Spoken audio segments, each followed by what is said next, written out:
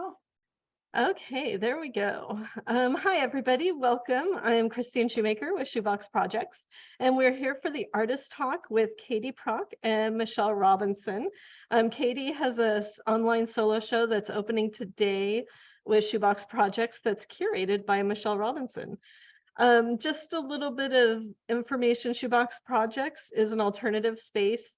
It started out in Los Angeles as a physical space, here where I live at the Brewery Artist Complex.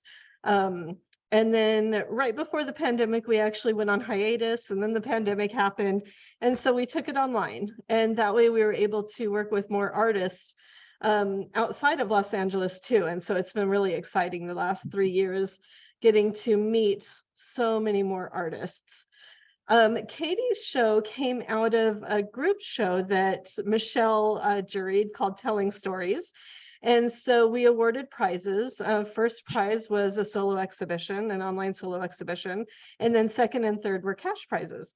And so Katie received the online solo exhibition, and we were really, really happy to work with Katie and be able to share her work with everybody, with our audience, and help you get you out there more and also see this, this entire body of work that you've put together. Um, so yeah, with that, I know, let's see, I can, and this is an informal conversation. If anybody has any questions, please feel free to, ask. I think Katie, you were going to talk about your work a little bit, and then I know Michelle has some questions, or we could just go into the Q&A, whatever you two are comfortable with. And I can share my screen and show the exhibition. Yeah, I think Christine, if you would like to kind of be scrolling through some images, that way we're not just staring at a box with my face in it the whole time on my messy kitchen background here. Oh, But yeah, I will talk a little bit about the work. I want to just kind of give y'all a brief introduction. And then I know Michelle does have some questions and I want to leave time for her to speak as well. Um, but the first thing I wanted to say is just thank you all for being here. Thank you to Shoebox. Thank you to Christine and Michelle for working with me. This is a really exciting project for me. I'm very happy to see all of this work put together in this exhibition. A lot of the pieces are from, multiple different bodies of work that I've done over the years, and putting them together in this way, going through that process with Michelle was really exciting and fun. And she was super open to odd things that I wanted to do in terms of layout, which you'll see in the exhibition. So I just felt really supported through this whole process. So thank you all so much. And like Christine said, it's been great to work with a space that is interested in meeting artists from all over and bringing together artists who are not necessarily always represented in larger art spaces. So it's been great to have that and feel supported by the folks at Shoebox. So a little bit about me. I am an artist who uses photography, and I like to say it that way because whenever I say that I'm a photographer, people think of photos and nothing else. And for me, photographs are really a starting point, a jumping off place. I treat them as ingredients in the work that I do. So you will see some photographs that are just photographs in this exhibition, but you will also see images that are collaged, images that are combined with non-traditional materials like acrylic or fabric, things like that. I use found images as well as words in my work as well. I am also a creative writer. I write a lot of poetry, so you'll see that pop up in the exhibition as well. Um, Creative writing has really unlocked a lot for me creatively. I think it's a different way of thinking than making visual art. And so it's really nice for me to be able to combine those two in the work that I do. You'll see handwriting throughout the exhibition. And that for me is a way of bringing in writing and making it feel almost like a piece of visual art within itself. There's this poet that I love. His name's John Yallop, and he describes the process of writing poetry as similar to opening up a set of nesting dolls. I'm going to read this quote for you because I think it's so lovely. He says, "Poetic inquiry goes further inside to the hidden or waiting treasure that the first or second glance does not give access to." And that idea has resonated with me in my writing, but also in my visual work. So I hope that as you go through the exhibition, you're able to kind of see how I'm maybe hinting at some things that don't always seem to be as obvious on the surface. And it's kind of that process of going deeper down in and taking things to a really, I hope, emotional and vulnerable place with my work. One of the goals I have for myself as an artist is to share the most vulnerable parts of myself with my viewers, with the people who want to look at my art, because I think that it really helps people to recognize their own struggles, to look at the really honest and vulnerable work of other people. I know that I've had that experience through visual art, through writing, and through music. So that's one of the things that I'm always striving for in my pieces, and especially in the works that you see in this exhibition, because they are of a very personal nature. I want to talk a little bit about a couple of the different pieces. So maybe Christine, I will describe them visually, and you can kind of stop on them as you're scrolling through. Um, that's the first one right there. That one with the little sort of tan circles. So that's perfect right there. Um, the work that's included in this exhibition deals with a lot of different topics, uh, included but not limited to family relationships, family history, craft, and a lot of the realities of existing within a female presenting body. And this piece is one of those that deals sort of more with the aspects of being a woman. And in this case, um, this piece deals with ideas about motherhood and expectations surrounding motherhood. And you can see this is a really great example of where I've brought in not only the photographic images, but also text. And in this case, the stitching happens right on the images themselves. This piece is also a great example because it uh, touches on some of the overarching themes. Like this is a photo on the left of my grandmother holding my mother as a baby, and then the image on the right is my mother holding me when I was a baby. You'll see a lot of family photography in this exhibition. I'm really lucky to have a beautiful stash of family photographs at my disposal. They're all copies, so the originals are safe out there in the world still. Um, but they've really been a way for me to kind of access my personal history in a way that I couldn't do without these photographs. They are highlighted throughout here. I did not make them, right? Like I'm in some of them. So I'm borrowing the work of other photographers and combining them with my own work. And that has really been a way for me to kind of reference the history of my family, but also my own personal history. So you see that in a lot of the pieces. The next piece I wanted to talk about is one of my little plexiglass books. It's not the first image, but the second image. It's called The Writing Inside. So it's a while down. I think Christine might be having a trouble scrolling. There it is. That's the one I wanted to talk about. I wanted to highlight this piece specifically because it's very different from a lot of the other ones you'll see in the exhibition.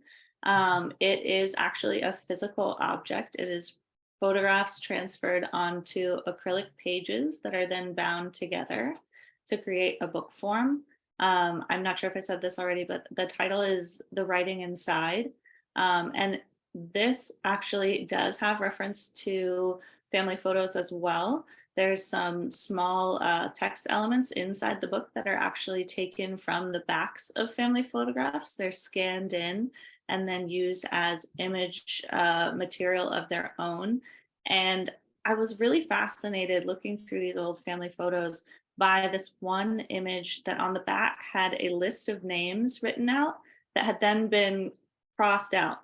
Like all of the names had been crossed out, and it was like someone was trying to remember who was in the picture and they couldn't quite think of the right name, or like they wrote down the names and then they went back and crossed them out because they figured out that they were wrong. I haven't solved that mystery yet, but I'm still really fascinated by that thought process. And I was thinking about the ways that that kind of corresponded to, different versions of memory and different versions of ourselves that we remember throughout our lives that shift and change. And so I took and that idea and I paired it with the outline of, my own head, and then the image of my back becomes the cover of the book. So this writing is kind of like that internal idea of kind of writing and rewriting your past and your history and who you are all throughout time, and kind of those things just never maybe quite feeling right or not quite feeling right yet.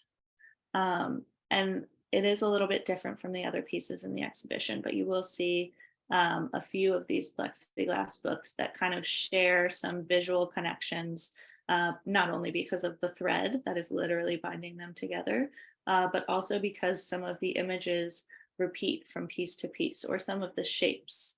I find that sort of silhouette of a person tends to repeat in my work, even if there is no person inside of the silhouette.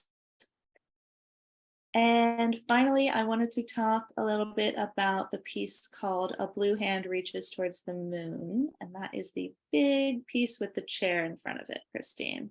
It's almost all the way down at the bottom. I wanted to talk about this piece because Michelle and I talked a lot about whether or not we should end with this piece or whether it should be worked in somewhere in the middle. That's it right there. Yeah, there you go. And this piece kind of connects to the writing inside, because I also think of this piece as a book form, even though you're seeing the book all at once. This piece is made with the process of creating large scale collages and then cutting down those collages into book spread sized pieces of paper. My original plan was to bind them into a traditional book that you flip through and read as you would read a normal book, but there was something about this that needed to be experienced all at once in a kind of a less linear way, and so I bound the pages together. They are stitched by hand, all of them, and I wanted it to be bound in such a way that you could read it and experience it simultaneously.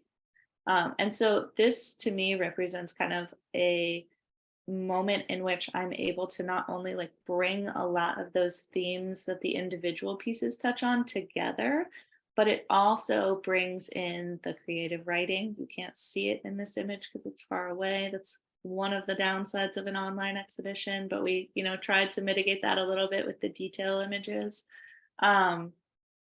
You're getting to see a lot of these elements kind of come together and start creating something larger than themselves, larger than the individual pieces by combining. And this book form kind of continues in the piece that we did decide to end the exhibition with, which is called Carry and Keep, or Keep and Carry. I can't remember which way I decided to go with that title. But it is the final image, and it's also the one that you see details of throughout the exhibition. So we felt like this was a good choice for the ending, because this piece is a departure in material. It's made with fabric instead of paper, which is what a lot of the other pieces are made of. But in this piece, you kind of get to see the marriage of that two-dimensional and three-dimensional aspect of the work. You're seeing found objects, which are a part of my practice that didn't really get to shine much in this exhibition. But also conceptually, this piece means a lot to me because it was one of the first times that I was able to kind of reflect on all of this personal history that I'd been thinking about in a really honest way. I've been working on projects that touch on my personal history for a long time. I grew up in a Mennonite community, and so a lot of my experience as a child were in sort of strict religious contexts. And you don't really see that very much in the work, but it was a huge impact on the way that I thought about myself and the way I thought about the world.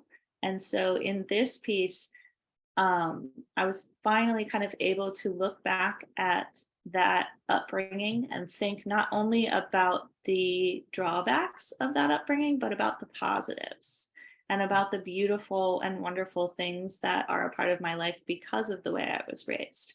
And one of those things is sewing and my relationship to craft and stitching that I learned from my mothers and my grandmothers. And this piece was one of the first times where I was able to articulate that idea to myself out loud, that I am really, really glad to have had that experience and to have that sort of formative shaping of me as a child, learning to sew with my mother and my grandmothers. And so I felt that this piece was definitely the right choice to end on, not because it sort of ties everything up in a neat bow, because I'm definitely still struggling with a lot of the feelings that I have about my upbringing.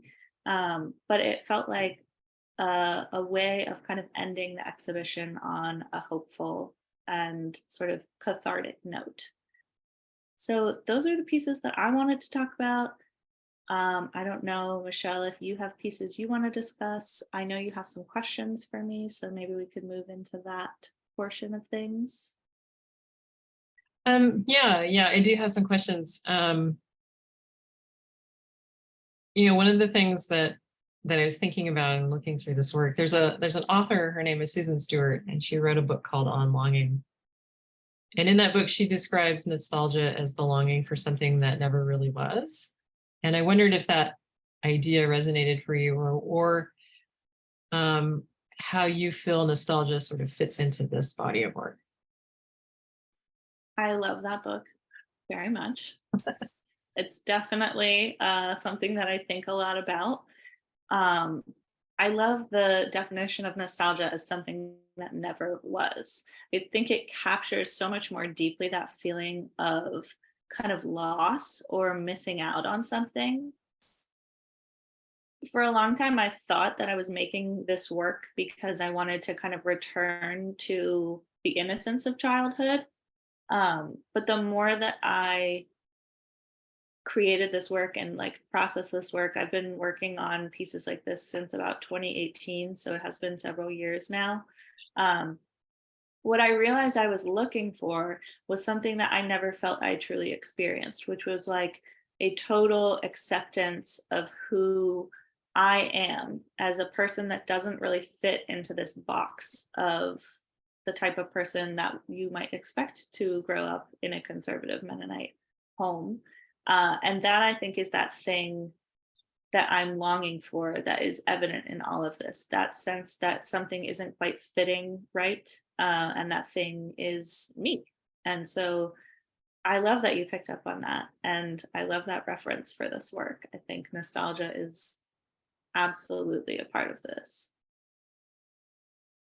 And I think it sort of complicates memory too, right? That your memories are are something that we all know is sort of fluid, and we understand the way brains work and memories work, and how memory can change over time, how it can sort of become, I guess, contaminated is one way of looking at it, but also just sort of altered by the Yeah, I think it passing can of time. evolve and it can shift. And we're always looking back through a longer and longer period of time at our memories.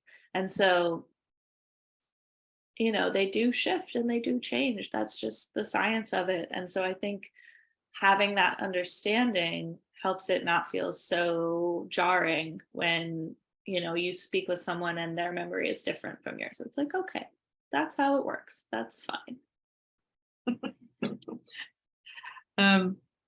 Actually, I was curious how you navigated the complexities of telling basically personal family stories. Mm-hmm. is your family a participant in this work in some way? Or how do they, how do they Yeah. feel? How has this been for you? How do you It's balance? definitely not something, it wasn't easy to start.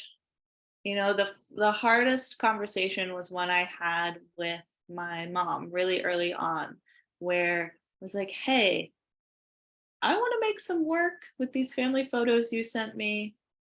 I'm not sure you're going to like it, And she's like, okay, say more, And we talked about it. We talked about it a lot, and we talked about it multiple times across making this work. It's definitely, I think, opened up some doors of communication for us that have been really positive and really healthy. But I do have to say that I'm really grateful for the way that my family has handled me making this work, because not everyone's family, I think, would be as supportive and willing to go there with me. My family has never shied away from having conversations about my work, being like, well, why do you feel this way, and say more. And they're here today supporting me, and they've all supported me by posing for photographs. You will see many, many images of me with my mom, just my mom in the exhibition. You don't see my other family as much in this, because it was really focused on the experience of being a woman and that connection to sort of feminine lineage or female lineage. Um, but everyone in my family is very supportive, and I feel really lucky, because I think it could have gone a very different way, especially if they weren't willing to, engage with the work and really have those hard conversations before I put the work out in the world. To be clear, that all happens before the work goes out in the world. That's really great. I mean, I think, it's a complicated thing to do. As artists, we have a responsibility to tell the stories we want to tell, but also to do so in a way that, doesn't Yeah. cause harm, I think. And also kind of like honors the positive experience. That was a really huge part of making this work for me too. I had to sit down and be like, hey, I'm going to talk about some things that were really hurtful to me and really changed how I saw myself. But that doesn't mean that I'm not aware of all of these wonderful positive things about my life and our family. And it can, I think, sometimes kind of seem that way when you don't have that background knowledge. Um, but it has really helped, I think, my family to have those honest conversations and be like, yeah, there were some hard things, but I'm also aware of all of these wonderful things. And like, thank you, thank you, thank you for all the wonderful things. But I still need to make this work about the things that weren't so wonderful. This is less of a question and more of a comment, but when I look through the project and I see there's like a repetitive sort of reaching out or a gesture, there's a lot of sort of hand on hand, hand in hand. And of course the threads themselves and all that's the meaning behind, mending and pulling things together with thread. Feels like there is this kind of intention of reaching across, reaching towards, reaching back, pulling together. Like I feel like all of that is really present in the work. I love that, because you're making me think about additional kind of dimensions in my own work, but the hands are very intentional, especially in that last piece with the two cyanotype panels. The hands are positioned to be reaching towards one another. And that is very important to me, that idea of using this work not as a wedge or something that drives apart, but something that heals and brings back together, and not necessarily in like a picture perfect way. You're still seeing the stitches. I didn't try to hide them. They're very visible sort of connections and reaching for that connection. But it's like a more honest place from which to reach for that connection, because I've gone through the effort of making this work. And there's also still like some loose threads, right? I mean, quite literally, there's, Always.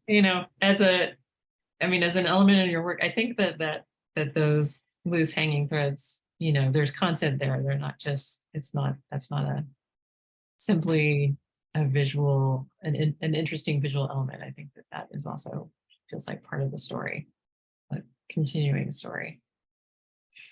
Yeah, I think of the threads, especially in that larger book form piece that are really trickling down and reaching all the way to the floor. I think of those as kind of the way that all of this sort of like history and expectation and, um, family trauma gets passed down. One of the authors that I read a lot of work from while I was working on that piece specifically is Marianne Hirsch. And she writes about a concept called post memory, which is the idea of uh, memories that occur before the birth of an individual that come to represent an important part of shaping that individual. So she's referencing things like generational trauma, but I think within um, female family relationships, that can almost be sort of like this concentrated expectation of like what it is to be a woman, and that gets passed down in the same way as those generational memories of trauma do. And so for me, the strings really represent that sort of condensation or like, yeah, I'm not sure what the right word is, but that sort of passing down and distillation of those ideas.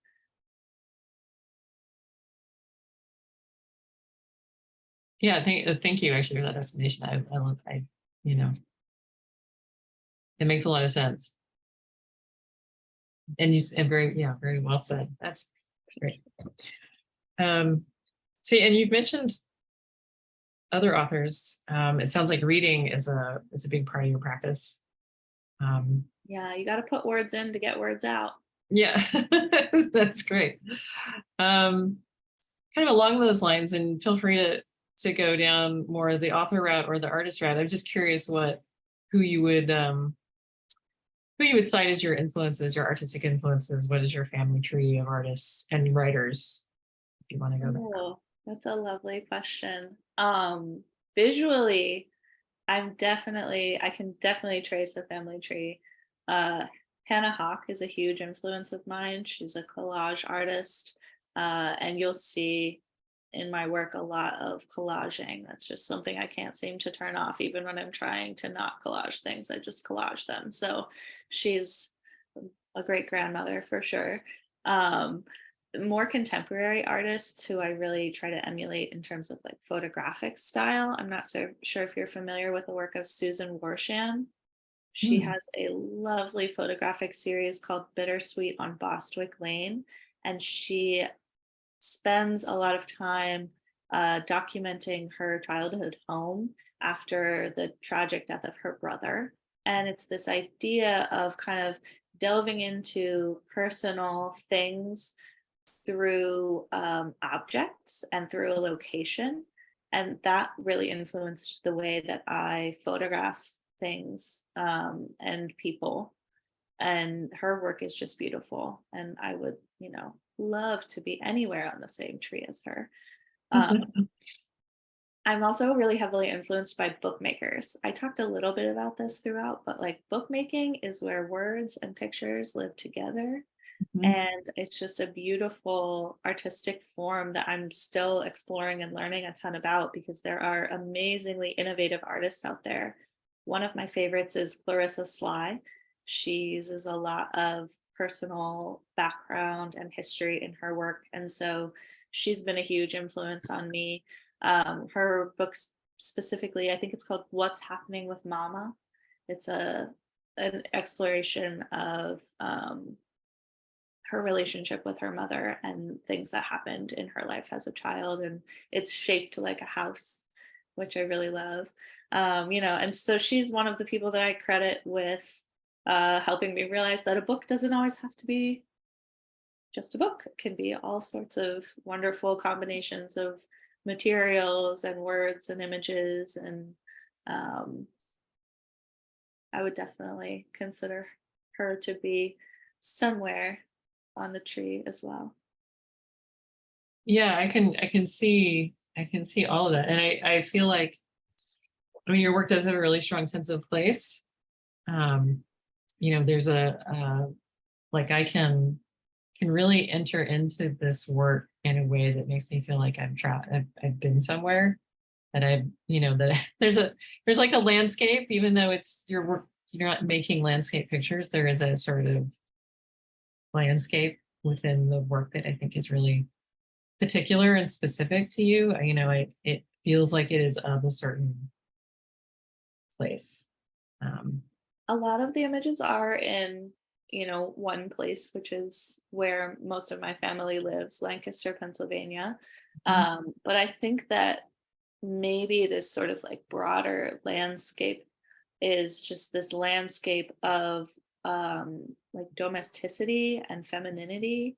And that I think transcends a geographical location. And so you're seeing it in, the gesture of the body as well as the arrangement of physical objects in images like that. And this idea of sort of uh, twin truths, or like repetition of the number two or three is in a lot of the work. And I think that kind of helps to tie those images together, even when they are from different places.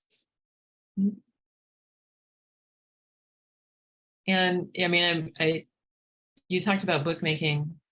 I feel like that this is a scrolling book. In this case, it's like a really interesting, sort of. I mean, it could be right. It could be a scroll. Um, I and so, I hope that this process has been like another a kind of exercise in what a book might be. And another way of putting together a book. I was really excited by the thought that you wanted to put the text, kind of on the wall, but in the image. I was really excited by that handwritten text because it does, I love it. I love narrative projects. And there's so many ways to do it. And there's so many, so this is, I haven't quite seen something like this, and I'm really kind of excited to as just how well it came together. So. Yeah, thank you so much. That's so kind. And I appreciate everything that you did to help make this process smooth for me. Michelle is the first curator that I have had the privilege of working with kind of on a one-on-one basis. So that was a really educational and important experience for me. And she was perfectly gracious and lovely the whole time, just as she is being right now. Um, Well, and I mean, your work is so strong and so singular, and so I didn't have to work very hard. It's just kind of like, this is all great. I love what you're doing. Do more of that. Thank you. I I love don't your know. It idea was fun. about turning it into a, big long book. Maybe that's my next project. We'll see. Mhm. Yeah. So actually, the last question I had for you was, what was next for you, and what were you working on? I'm very excited. Coming up in April, I'm going to be doing a residency for the first time. I'm so pumped because residencies allow you to really kind of get out of your day-to-day routine and really focus in on a specific project. The project for me is going to be something that I've been working on kind of in the background, along with the pieces that you see in the exhibition now. I'm always kind of working on multiple things because I feel like it can help kind of refresh my process to take breaks and go and work on other things. So in April, I will be working on or working with a bunch of images that I've made all across the US of really desolate, empty landscapes, a lot of signs that have been worn down so you can't read what the signs say anymore, or like they're very confusing and like point you in two directions at once. And the idea for this body of work is just this sort of perpetual state of being lost that doesn't really tie to any geographical sense of location, but kind of ties to an emotional reality that you carry around with you. So, working title of that is Nowheresville, but we'll see. Um, I'll have lots more time to think about it during my residency. So I'm really excited about that project. And I also have some little fun things that I like to work on, because if I work on too many things that feel really serious, I can get kind of bogged down. So one of the I almost used the word silly. It's not silly. One of the fun things that I'm doing right now is working on a period zine, because I think there's not enough work out there about menstruation. Oh, that kind of period. Okay, That great. kind of period, yes. I was like, what period are you thinking of? 1800s or anyway? The period The period. period. That's fantastic. I Yeah. agree too.